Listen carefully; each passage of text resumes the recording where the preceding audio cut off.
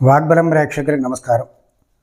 August మాసఫలం తులారాశి వారికి ఏ విధంగా ఉంది అని గమనించినట్లయితే 16వ తేదీన సింహంలోకి రాత్రి 1:53 సింహంలో రవి ప్రవేశించడం, బుధుడు 30వ తేదీ సింహంలో ప్రవేశించడం, శుక్రుడు 20వ తేదీ కర్కాటకంలోకి ప్రవేశిస్తాడు.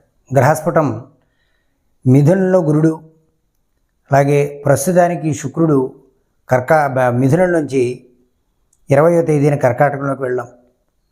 బుధుడు కర్కాటకంలోను, 16వ తేదీ తర్వాత రవి సింహంలోకి, కేతు సింహంలోను, కన్యలో కుజుడు, మీనంలో శని, కుంభంలో రాహు.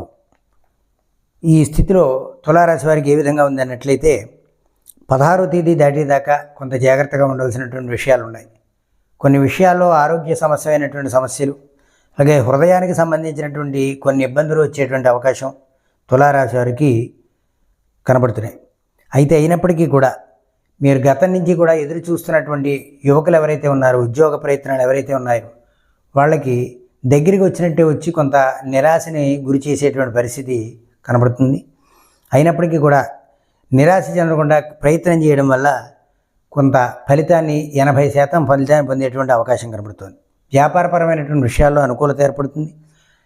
అధికమైనటువంటి బ్రహ్మాండమైనటువంటి లాభాలు పొందేటువంటి అవకాశం ఉంది. అలాగే విలువైనటువంటి వస్తువులు పోగొట్టుకునేటువంటి పరిస్థితులు కూడా కనబడుతున్నాయి. కాబట్టి కొంత జాగ్రత్తగా ఉండవలసినటువంటి పరిస్థితులు గోచారరీత్యా కనపడుతున్నాయి. అలాగే మీరు అనుకున్నటువంటి పనులు ఏవైతే ఉన్నాయో అవి నెరవేర్చడం కోసం కొంత ప్రయత్నం అయితే చేస్తారు తప్ప నిరాశ అనేటువంటిది మీ వెన్నట్టు ఉండేటువంటి పరిస్థితి కూడా గోచరింపబడుతుంది. మరింత అలాగే యువకులకి సంబంధించిన మీ సంతానానికి సంబంధించినటువంటి ప్రత్యేకించి పురుషులకి సంబంధించిన విషయంలో కొంచెం జాగ్రత్త వహించాలి.